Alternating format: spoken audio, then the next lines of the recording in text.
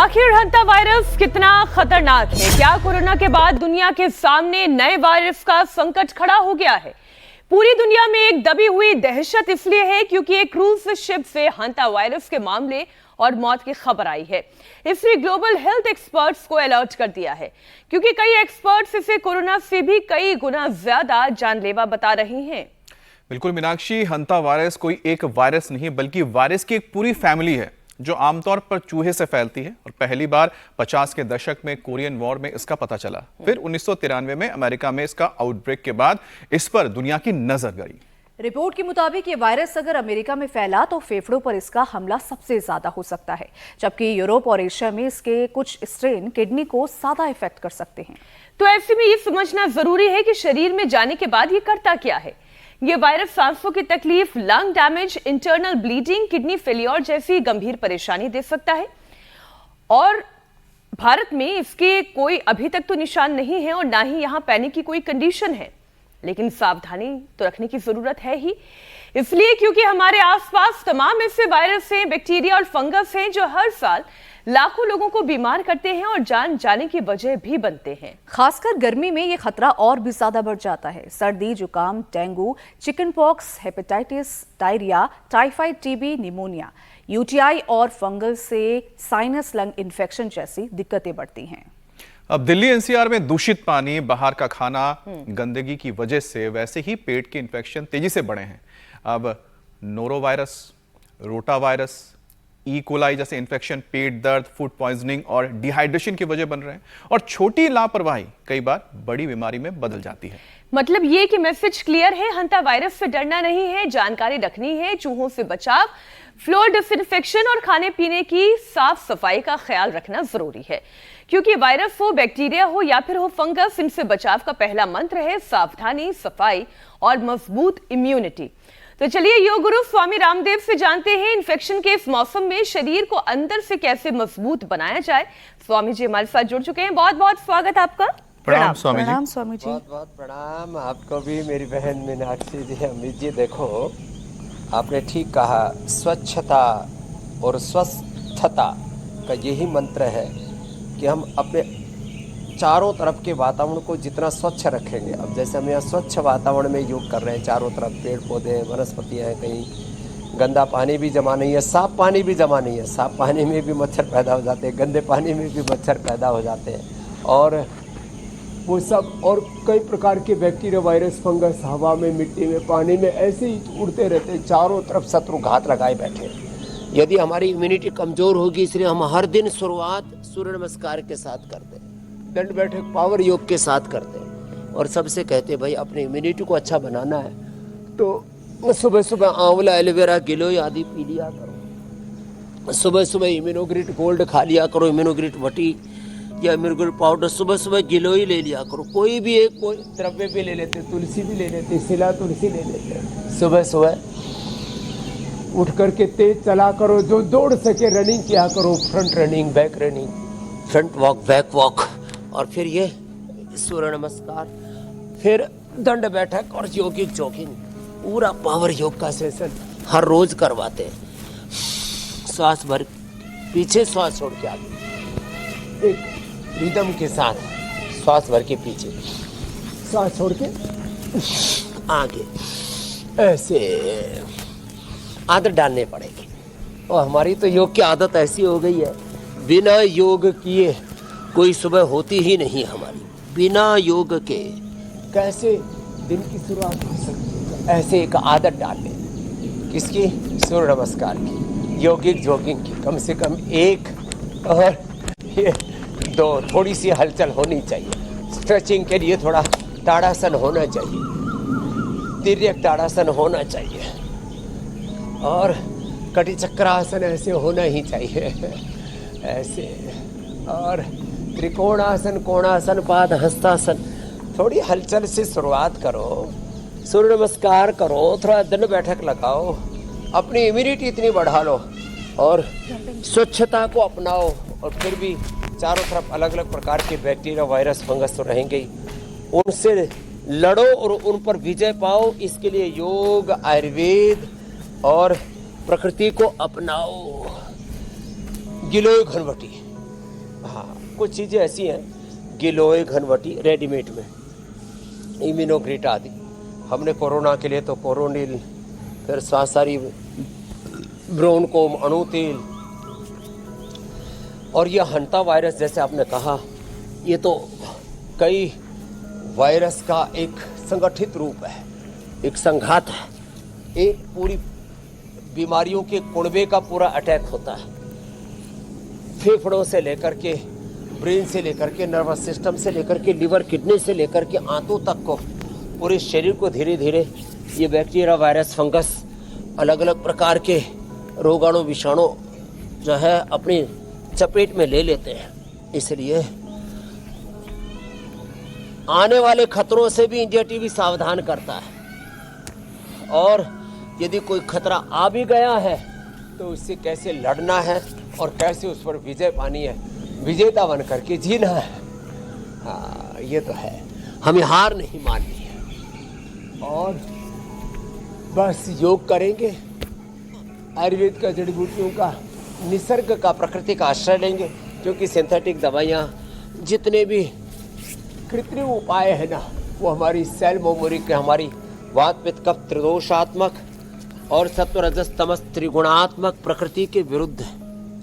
तो एक तो ये उपाय, और इन उपायों में कम से कम 2 बैठक ऐसे, एक और दूसरी ये तो 5-7 मिनट का तो हमारा एक ये पावर योग का जो सेशन है ना, ये अप्रतिम ऐसे इस तरह से एक बार सुबह सुबह हम सबको बस स्वामी जी, एक आपका वाला अभ्यास हमें लाने की जरूरत है कि आप कैसे सूर्य नमस्कार करते करते, कैसे योगिक जॉगिंग करते करते, बिना सांसों में कोई अवरोध आए, इतने अच्छे से आप अपनी पूरी बात कहते रहते हैं। और मैं जब भी प्रश्न पूछती हूँ तो मुझे थोड़ा रुकना पड़ता है, थोड़ी सांस भरनी पड़ती है, वो अभ्यास हमें करने की जरूरत है।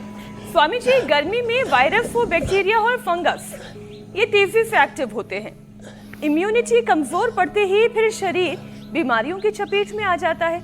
ऐसे में दिन की शुरुआत तो कैसे होनी चाहिए, वो तो आपने बताया ही कि सूक्ष्म व्यायाम हो, योगाभ्यास हो, वार्म अप हो, इम्यूनिटी की पूरी शील्ड हमारी मजबूत हो। लेकिन स्वामी जी, ये जो हंता वायरस है, जो कि वायरस का भी पूरा एक कुनबा है, पूरी एक फैमिली है। भारत में तो अभी डरने की आवश्यकता नहीं है, क्योंकि भारत में ये वायरस नहीं आया है, लेकिन हम अपने आसपास तो देख ही रहे हैं कि कितनी अलग अलग किस्मों के बैक्टीरिया, वायरस और फंगसेस हैं।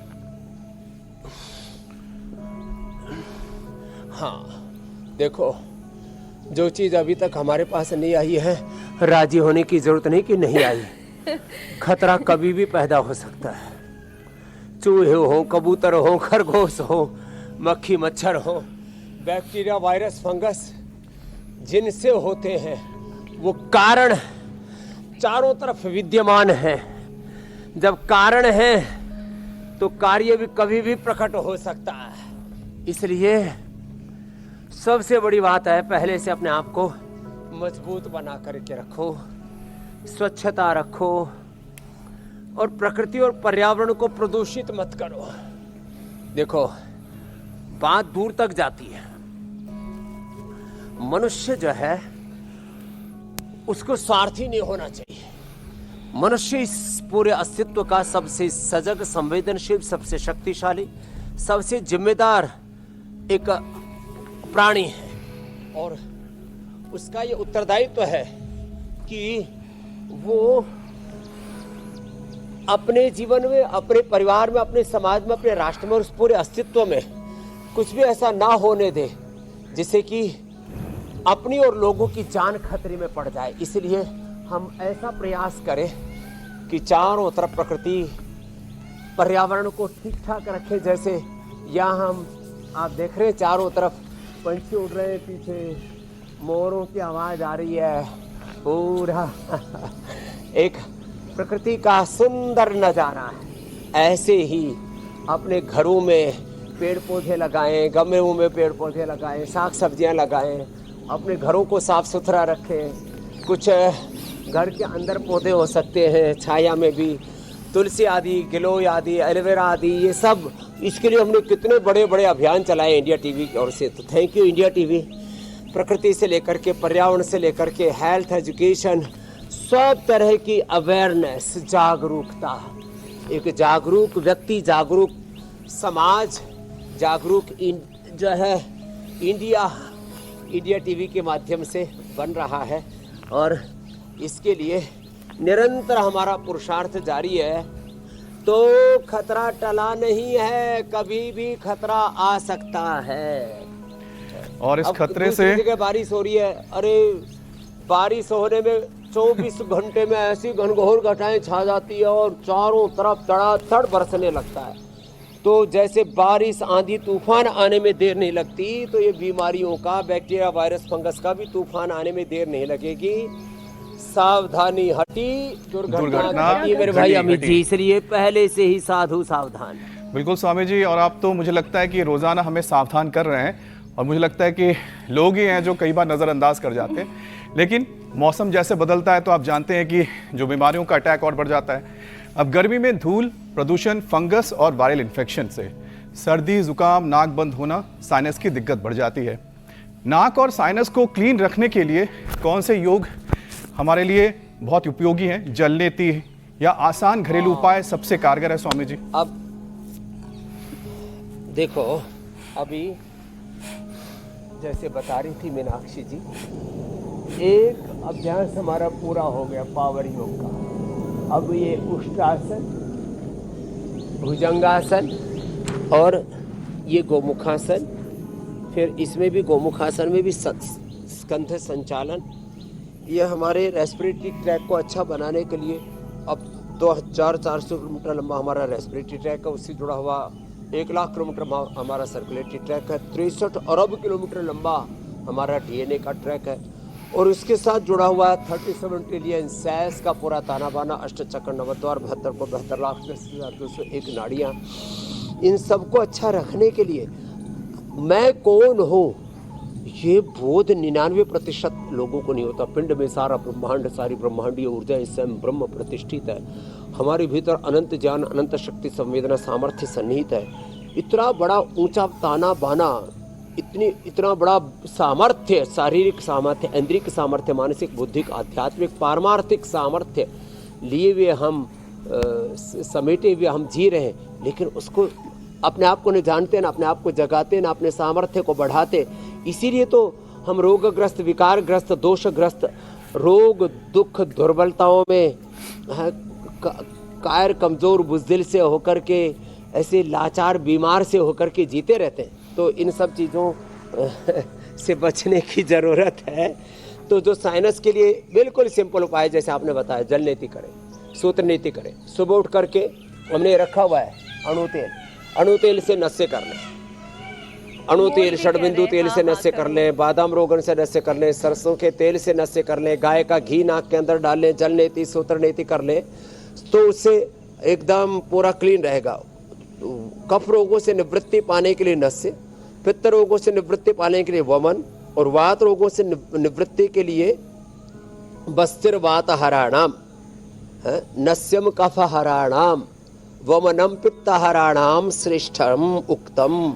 तो ये छोटी छोटी चीज़ें सबके घरों में, पतंजलि बाम, दिव्य धारा जैसी चीज़ें, ब्रोनकोम, स्वासारी, और ये स्वासारी क्वाथ, स्वासारी अवलेह, स्वासारी प्रवाही, मुलेठी क्वाथ, और हाँ देखो, ये भुजा हुआ चना और काली द्राक्ष ये खा लो, और थोड़ा मुनक्का, खजूर, अंजीर आदि ले सकते हैं, और अनार और पपीता आदि। बाकी कोई भी सलाद, कोई भी सब्जी, कोई भी गेहूँ, चावल आदि अनाज की जरूरत नहीं। जैसे ही कफ सिर उठाए ना, कहते हैं सिर उठाते ही शत्रु को कुचल दो। जैसे ही कफ सिर उठाए तो ये कफ सिरप, स्वासारी प्रवाही, ये सब कुछ तो स्वासारी अवलेह, स्वासारी ब्रोनकोम आदि मैंने बता दिए। जैसे ही कफ सिर उठाए तो उसमें तुरंत जो है ये बता दिया हमने आपको उपाय, ये उपाय अपना लेना, और खाने पीने की भी सावधानी बता दी। सुबह धूप में बैठा करो। अब देखो, हम तो धूप में बैठे, सामने से धूप आ रही है कितनी सुंदर, और धूप में विटामिन डी मिलता है, उससे भी इम्यूनिटी अच्छी रहती है। Vitamin D, B12, calcium, iron, omega, सब प्रकार के ये जो नैसर्गिक सामर्थ्य है ना, नैसर्गिक ऊर्जा, इसको मैं पाने तो के स्वामी लिए जी थोड़ा ये सोच निसर्ग रही थी के कि साथ आपने इतने कनेक्ट हो, सारे उपाय back to बताए, basic। काश कोई ऐसा ऐसी कफ सिरप होती, काश कोई ऐसी सिरप होती, कोई ऐसा द्राक्ष होता जो महंगाई को खिला देते तो महंगाई कम हो जाती क्योंकि महंगाई कैसे सिर उठा रही है, ये बड़ा एक बड़ी मुश्किल है भारतीयों के सामने। तो इससे तो मिलजुल कर ही लड़ना होगा, ठीक वैसे ही जैसे मिलजुल कर योगाभ्यास के जरिए हम बीमारियों से लड़ते हैं। स्वामी जी, मामूली गले की खराश हो, खांसी नीचे उतरकर छाती में जकड़न और ब्रोंकाइटिस जैसे परेशानी बन जाए, गला, छाती और सांस की नली को मजबूत रखने के साथ साथ जैसे आप गार्गिल भी करने की सलाह देते हैं, या कई बार आप ऐसे ऐसे पानी का इस्तेमाल करना बताते हैं जिससे शरीर के अंदर का ये कफ अपने आप ही या तो शौच में निकल जाए या फिर आपके मुंह से ही वो बाहर आ जाए, इसके लिए कौन से आसान तरीके हैं? हाँ देखो, गंदगी हमारे शरीर में मल से निकलती है, मूत्र से निकलती है, कफ से बाहर ऐसे ऐसे निकलती है, प्रश्वास से निकलती है। तो स्वेद से, मल से, मूत्र से, प्रश्वास से, और विकार जो है वो हमारे सद्विचार से, ज्ञान से अज्ञान शुद्ध होता है, और जल से शरीर शुद्ध होता है। अद्भिर्गात्राणि शुद्धंति मनः सत्येन शुद्धति विद्यातमोभ्याम भूतात्मा बुद्धिर्ज्ञानेन शुद्धति। शुद्धिकरण के बहुत सारे उपाय हैं। सबसे अच्छा उपाय है लंबे सांस लो। लंबे सांस लेने से मलमूत्र विसर्जन की क्रिया, ये पसीने की प्रक्रिया, प्रश्वास की प्रक्रिया और शरीर के साथ हमारे इंद्रियों और चित्त की अंतःकरण की शुद्धता, ये भी दह्यन्ते द्वायमानानां धात्वनां हि यथा मलाः तथेन्द्रियाणां दह्यन्ते दोषा प्राणस्य निग्रहात्। सामान्य, मध्यम, तीव्र गति से भस्त्रिका, कपालभाति, अनुलोम विलोम। हाँ, जैसे धूप में बैठने से पूरे रोमकूप खुल जाते हैं, मड थेरापी से पूरे रोमकूप खुल जाते हैं, ऐसे वाटर थेरापी से भी पूरे शरीर का शुद्धिकरण होता है। तो और प्रश्वासों के, सांसों के माध्यम से शरीर के शुद्धिकरण के लिए प्राणायाम, और यूरिन के माध्यम से शरीर के दोष बाहर निकल जाएं उसके लिए जौ का आटा, जौ का दलिया और रिनोग्रिट का प्रयोग, गोखरू का प्रयोग, और मूत्र के माध्यम से सारे दोष निकल जाएं, सर्वकल्पवात, कायकल्पवात, बस्ती, और उसके लिए शाम को त्रिफला आदि का प्रयोग। नाजुक प्रकृति है तो अभयारिष्ट। सुबह उठ करके गोधन अर्क पी लो, ये जबरदस्त है। गोधन अर्क, उसमें आंवला एलोवेरा किलो और मिला दिया, थोड़ा हनी और मिला दिया तो गजब। तो सारा शुद्धिकरण, और 1 चम्मच गाय का घी खा लो तो पूरा सशक्तिकरण। और भाई इम्यूनिटी बहुत ही कमजोर है तो इम्यूनोग्रिट वटी, इम्यूनोग्रिट पाउडर, इम्यूनोग्रिट गोल्ड आदि का सेवन कर लो। अश्वशिला का, स्वर्ण शिलाजीत आदि का, कर्क्यूमिन गोल्ड आदि का सेवन कर लो। चाय के तौर पर चाय, कॉफी और ये जो बेकार की चीजें हमने बुरी आदतें डाल रखी उनको छोड़ करके हर्बल टी पी लो, ये सब चीजें। फिर हाँ देखो, एक तो पूरी इम्यूनिटी कमजोर होती है, और जिसका जो अंग कमजोर होगा, आपने कहा हंता वायरस इस देश में, अब जहाँ बहुत ज्यादा सर्दी का वातावरण है वहाँ फेफड़ों पर ज्यादा असर करेगा, जहाँ गर्मी का वातावरण है वहाँ पर लीवर, किडनी, आंतों पर ज्यादा असर करेगा, जहाँ पोल्यूशन ज्यादा है वहाँ पर फेफड़ों पर ज्यादा असर करेगा। तो अपने फेफड़े को मजबूत बनाने के लिए, कमजोरी ही बीमारी है यार, कमजोर व्यक्ति को तो मौसम से लेकर के बैक्टीरिया, वायरस, फंगस से लेकर के सारी चीजें ही उसको जो है सताती है। स्वामी जी, एक बात आपने जाने दी है, ब्रोंकोम, हार्ट की जो इशारा मैंने पिछले प्रश्न से पहले दिया था आपको कि कोई एक ऐसा पाउडर भी तो बना दीजिए, कोई ऐसा ग्रिड भी तो तैयार कर दीजिए जो महंगाई को दिया जा सके और उसे कम किया जा सके।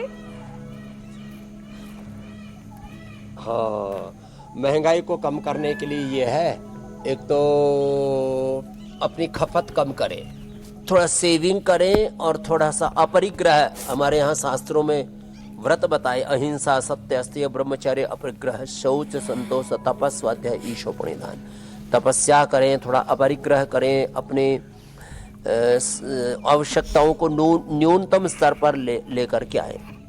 हमारे पास भगवान ने इतने संसाधन, इतनी समृद्धि, इतनी सुविधाएं, इतना कंफर्ट दिया हुआ है, तो भी हम तपस्या करते हैं, न्यूनतम साधनों में जीते हैं। तो न्यूनतम साधनों में जीने का जो अभ्यास है ना, वो महंगाई से लेकर के तमाम तरह की चुनौतियों से हमें लड़ने का सामर्थ्य देता है। अपरिग्रह में जितना ज़्यादा हमारे पास में जो रिजर्व्स होंगे, संसाधन होंगे, समृद्धि होगी, सेविंग होगी, वैयक्तिक जीवन के लिए, सामाजिक जीवन के लिए, राष्ट्रीय जीवन के लिए इतना ही जरूरी है। इसके लिए कल हमने विस्तार से कई बातों की चर्चा की थी। इसलिए महंगाई, बेरोजगारी, गरीबी, अलग अलग प्रकार के क्राइसिस, संकट, चुनौतियाँ, समस्याएं हमारे सामने होंगी। हमको स्वयं एक समाधान बन करके जीना है। तो हम 99% अपनी समस्याओं का स्वयं समाधान कर सकते हैं, और हमने तो न्यूनतम जो संसाधनों में भी जीवन को जिया है। इसी को हमारे यहाँ पर अपरिग्रह और तपस्या कहा है। इसलिए यद्यपि राष्ट्रीय स्तर पर, अंतर्राष्ट्रीय स्तर पर बहुत सारी चुनौतियाँ हैं, लेकिन उन चुनौतियों से भी हम उभर जाएंगे मेरी बहन। हैं मुश्किल चाहे लाख हो, लेकिन एक दिन तो हल होती है। जिंदे लोगों की दुनिया में हर पल हलचल होती है। तो चरई बेती विकल्प रहित संकल्प, अखंड प्रचंड पुरुषार्थ करते रहो, चलते रहो। और वैसे भी भारतीय नैराश्य नहीं होना चाहिए। आदत में बचत है। तभी जब पहला ग्लोबल रिसेशन का दौर आया था, उसमें भी भारत की इकोनॉमी वाइब्रेंट होकर बाहर इसलिए निकली थी क्योंकि भारतीयों की बचत करने की ये जो आदत है वो उन्हें आगे तक लेकर जाती है। स्वामी जी, अब थोड़ी सी गर्मी और नमी के कॉम्बिनेशन से जिन लोगों की इम्यूनिटी कमज़ोर होती है, उन्हें होने वाले निमोनिया की बात कर लेते हैं। स्वामी जी, निमोनिया अक्सर लोग कहते थे कि भाई सर्दियों के मौसम में या बारिशों के मौसम में इस तरह से निमोनिया का खतरा पैदा होता है, लेकिन निमोनिया हो, टीबी हो या फिर फंगल लंग इन्फेक्शन हो, इस मौसम में भी इसका खतरा बढ़ जाता है। और जिसकी इम्यूनिटी कमज़ोर होगी उस पर तो वायरस का अटैक ज़्यादा होगा। तो लंग्स की कैपेसिटी को बढ़ाने के वो तौर तरीके क्या हो सकते हैं? खान पान का तो आपने कुछ बताया ही है कि क्या सावधानियां रखनी हैं, और चने का सेवन भी आपने बताया, लेकिन लंग्स को मजबूत करने के लिए कौन कौन से योगाभ्यास नियमित रूप से किए जाने चाहिए? प्राणायाम सबसे अच्छा है, रनिंग सबसे अच्छी है, और जिनको भी रेस्पिरेटरी की प्रॉब्लम है उनको दही, छाछ, नींबू, अचार, टमाटर, खट्टी चीज़ें, चिकनी चीज़ें। अब प्रधानमंत्री जी बोलते हैं तो उस पर तो शोर शराबा हो जाता है। मैं देख रहा हूँ so called social media influencer सब किसी पर पिले पड़े हैं। महंगाई आने वाली है, रिसेशन आने वाला है, चारों तरफ मंदी वाली है, पूरी दुनिया तबाह होने वाली है। कुछ लोगों की सुने ना तो ऐसा लगता है कल को सारी दुनिया में प्रलय मच जाएगा। तो मोदी जी ने कहा कि मैं तेल कम प्रयोग करूँ। मैं तो कहता हूँ जिनको कफ कोल्ड बहुत ज़्यादा है, थोड़े दिन डेयरी प्रोडक्ट्स और चिकनाई सब बंद कर दो, तो रूखा सूखा खाओ तो ये मामला बड़ा गड़बड़ है। तो जिनको कफ कोल्ड है, चिकनाई थोड़े दिन बंद करनी पड़ेगी, खटाई थोड़े दिन, भारी भरकम चीज़ें खाना थोड़े दिन बंद करना पड़ेगा, और सर्वांग आसन करना पड़ेगा, उष्ट्रासन करना पड़ेगा, चक्रासन करना पड़ेगा। ऐसे धीरे धीरे अपने अभ्यास हमें बनाने पड़ेंगे। तो जो है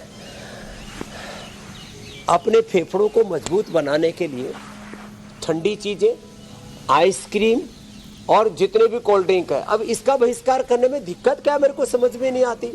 ये जितने भी कोका कोला, पेप्सी और थम्स अप, आओ कुछ तूफानी करते हैं, क्यों लेते हो भाई? इनमें कोई चीज़ ठंडी नहीं है, सारी चीज़ें गर्म है। जितने भी हम ठंडे के नाम पर चीज़ें खा रहे हैं सब गर्म है। जितने भी ताकत के नाम पर चीज़ें खा रहे हैं वो सब आपको भीतर से खोखला कर रही है। पता नहीं क्या खा रहे हैं, जंक फूड खा रहे हैं, फास्ट फूड खा रहे हैं। क्यों खाते हो भाई? मैकडॉनल्ड्स क्यों खाते हो आप? सबवे क्यों खाते हो आप? ये सब फास्ट फूड, बर्गर, पिज़्ज़ा, ये वो सब। तो भाई इनसे सेविंग भी होगी आपकी इम्यूनिटी भी अच्छी होगी। कफ कोल्ड से भी जितना भी जंक फूड है, जितना भी फास्ट फूड है ये सब कब बढ़ाने वाला है, इन्फ्लेमेशन बढ़ाने वाला है। तो सिंपल खाना उसको खाएं, प्राणायाम करें, हवा खाओ ना। अभी ऑक्सीजन पर कोई टैक्स नहीं लगा है। हाँ, ऑक्सीजन सिलेंडर जब चढ़ा लगाते ना उसमें तो पैसा अच्छा खासा खर्च हो जाता है। ऑक्सीजन सिलेंडर का भी पैसा और हॉस्पिटल का भी खर्चा, आईसीयू का भी खर्चा, दवाई का भी खर्चा, डॉक्टर का भी खर्चा। एक आदमी की ज़िंदगी को चलाने के लिए 10,000 से लेके 50,000, कई बार तो आईसीयू में भर्ती करने पर 1-1 लाख एक दिन का बिल बन जाता है। भगवान ने, प्रकृति ने कितनी बढ़िया चीज़ दे रखी है, प्रकृति में ऑक्सीजन दे रखा है। तो लंबे लंबे सांस लो। एक दिन का खर्चा, एक दिन को सर्वाइव, एक वन डे लाइफ को सर्वाइव करने के लिए 1 लाख रुपए तक खर्चा कर देते हैं लोग हॉस्पिटल में। अरे भाई, हमारे साथ इंडिया टीवी पर लग जाओ, सुबह सुबह प्राणायाम कर लो। ये मुफ्त में आपके फेफड़े अच्छे हो जाएंगे। फिर जिनके ज़्यादा ही फेफड़े खराब हो जाते हैं ना, श्वासारी ब्रोंकोम, श्वासारी अवलेह, सारी प्रवाही, क्वाथ, मुलेठी आदि के साथ साथ दिव्य पेय आदि अब सब हमने बताया, च्यवनप्राश, बालप्राश आदि।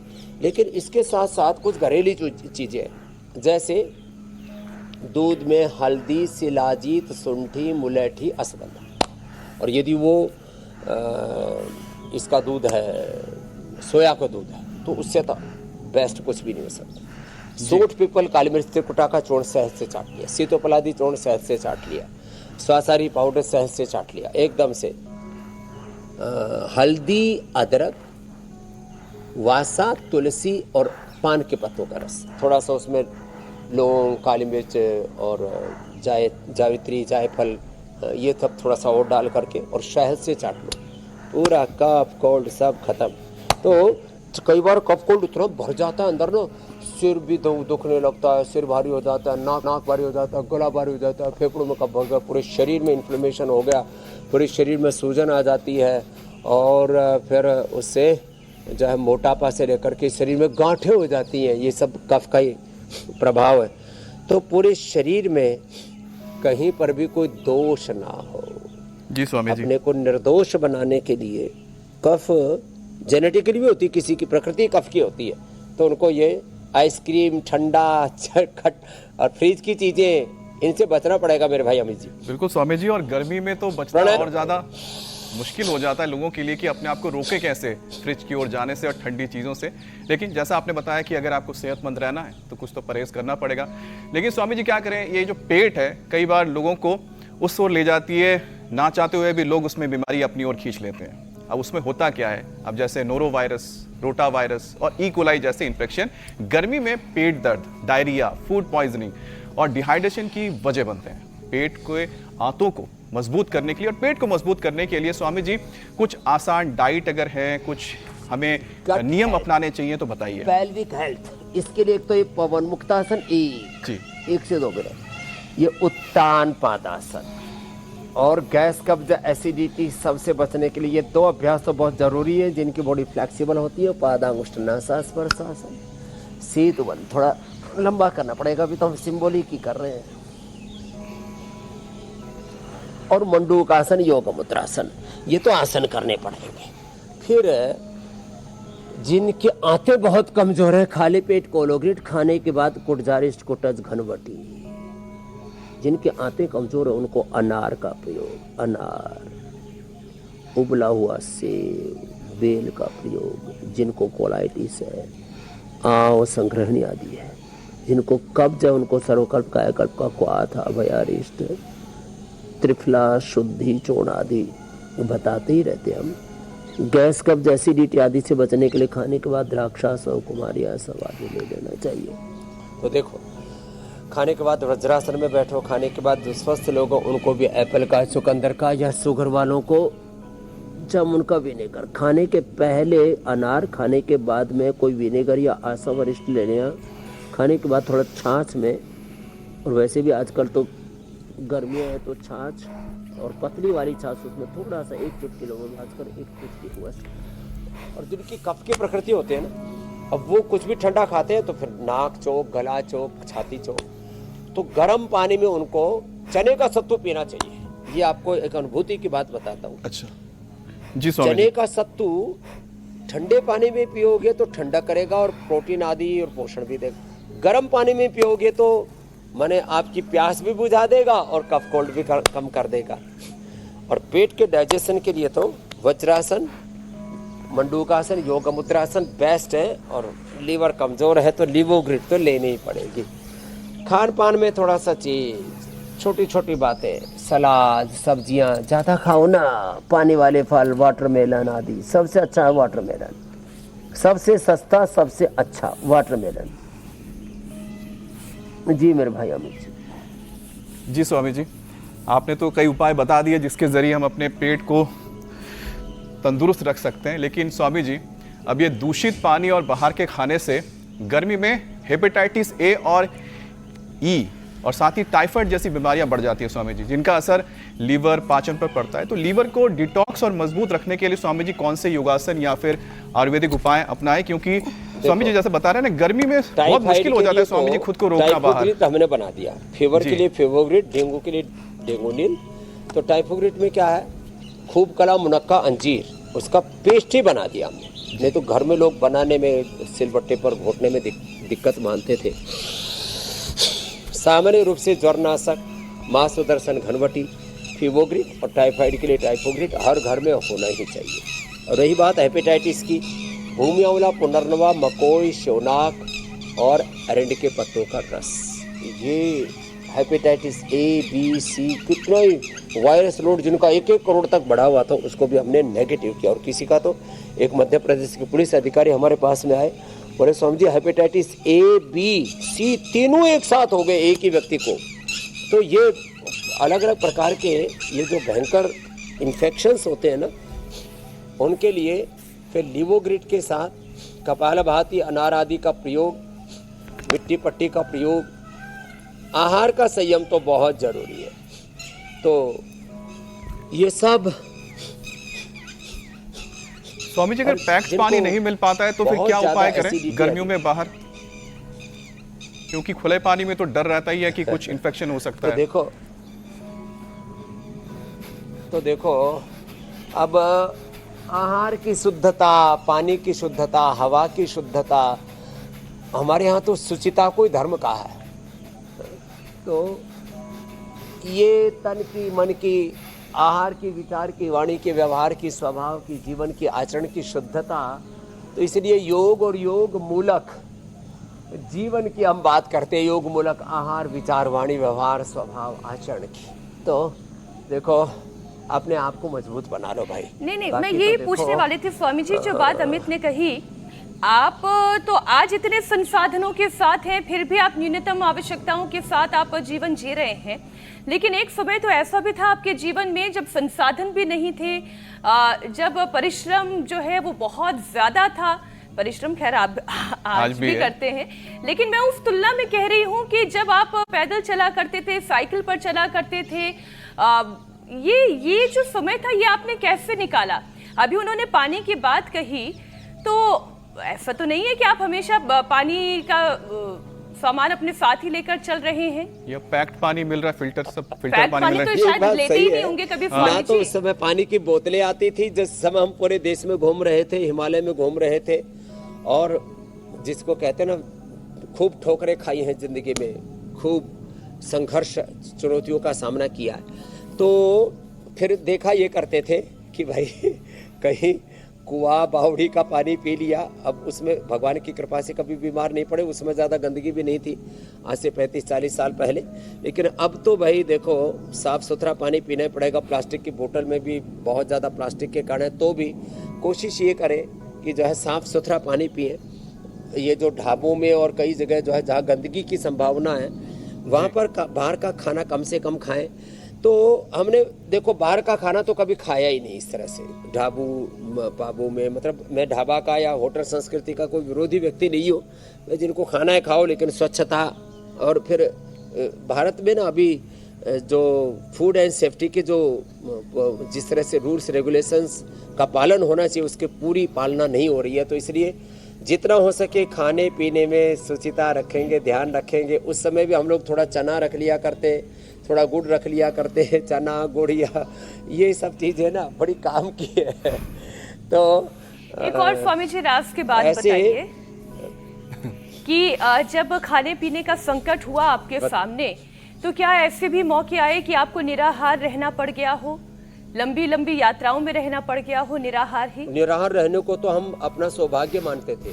कोई भूखे रहने को कोई दंड माने ना तो उसको दुख होता है, और कोई भूखा खाना नहीं मिला तो ऐसे तो बहुत बार हुआ है।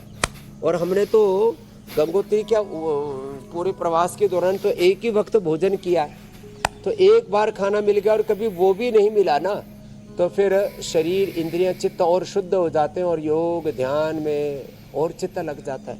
तो हर परिस्थिति को भगवान का आशीर्वाद मान करके, प्रकृति परमेश्वर का प्रसाद मान करके जो स्वीकार कर लेते हैं ना, कुछ चीजें ऐसी हैं जिनको आप टाल नहीं सकते, तो वहां आपको उनको अडॉप्ट कर लेना चाहिए, वहां स्वीकार्यता होनी चाहिए, वहां संघर्ष नहीं होना चाहिए। इसको पूज्य मुरारी बापू भी बहुत कई बार कहते हैं, स्वीकार्यता। कुछ चीजों को स्वीकार करो, फिर उसमें देखो आनंद आ रहा है। जैसे स्वामी जी हमने भी ये स्वीकार कर लिया है कि महंगाई है, तो उस महंगाई के साथ लड़ना होगा। 140 करोड़ देशवासियों को एक साथ मिलकर लड़ना होगा। खपत की बजाय बचत का अनुसरण करना होगा। इसी के जरिए इस महंगाई से लड़ा भी जा सकता है। स्वामी जी, आखिरी प्रश्न आपके सामने रख रही हूँ। मौसम में इन्फेक्शन से बचने के लिए सबसे बड़ी ताकत, आप हमेशा ये कहते हैं कि सांस, हमारी ऑक्सीजन, हमारी इम्यूनिटी के लिए सबसे बड़ी ताकत है। प्राण से बढ़ करके तो कोई बल नहीं है। बस आपकी बातों में वही जो हमारे यहाँ पर जिसको तपस्या का है या जिसको अपरिग्रह का है, न्यूनतम संसाधनों में जीना। मन लागो मेरे यार फकीरी में, जो सुख पायो राम भजन में, वो सुख नाही अमीरी में। और ये जो गरीबी का अर्थ वहाँ दरिद्रता नहीं है, वहाँ तपस्या ही है, अपरिग्रह, न्यूनतम संसाधन। कर गुजरान गरीबी का अर्थ, कबीर साहब को कोई उल्टा ठहराने की कोशिश न करे। आजकल बड़े उल्टे पुल्टे विचार चल रहे लोगों के। प्राण से बड़ा कोई बल नहीं, योग से बड़ा कोई बल नहीं, कोई धन नहीं। न योगात परम बलम, न योगात परम धर्म, न योगात परम सुखम। तो इससे तो इम्यूनिटी, शक्ति, ऊर्जा, धैर्य, शौर्य, वीरता, पराक्रम, उत्साह, सारे भीतर के सद्ज्ञान, सद्गुण, सद्भाव अपने आप अंदर से जागृत होते हैं। पिंड में कहता हूँ ना, ब्रह्मांड और स्वयं ब्रह्म प्रतिष्ठित है, उसकी जागृति हो जाती है। भस्त्रिका से, कपालभाति से, और अंतर्मुखता आती, स्थित प्रज्ञता आती। ये तो बाहर की आपाधापी ऐसी अंधी दौड़ है, संसाधनों की, समृद्धि की, सफलता की, विजय की ऐसे होड़ लगी पड़ी है। आदमी पगलाया सा, चुंधियाया सा घूम रहा है। चारों तरफ की मिथ्या आकर्षण, मिथ्या प्रलोभन, इन सारे प्रपंचों से, इन मायावी सारे राक्षसों से बचने के लिए जिंदगी एक धर्म युद्ध है, देवासुर संग्राम है। उसमें बस जीने के लिए अपने आप को सशक्त बनाओ, आत्म केंद्रित जीवन जियो। आत्म केंद्रित का मतलब अपने आत्मावारे द्रष्टव्य, श्रोतव्य, मंतव्य, निधिध्यासितव्य, आत्मानं विद्धि।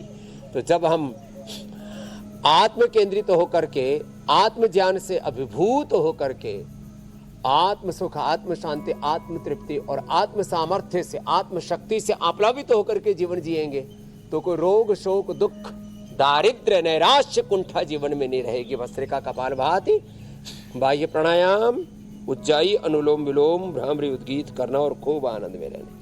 ये जो स्वामी जी खूब पसीना बहाने के बाद फिर जो ये अध्यात्म की डोज होती है, ये बड़ी ज़रूरी होती है और बहुत आनंद की अनुभूति है। मन रिलैक्स हो जाता है, तन भी जो है वो रिलैक्स हो जाता है। बहुत बहुत धन्यवाद स्वामी जी, आपका बहुत शुक्रिया। धन्यवाद प्रणाम स्वामी जी। प्रणाम।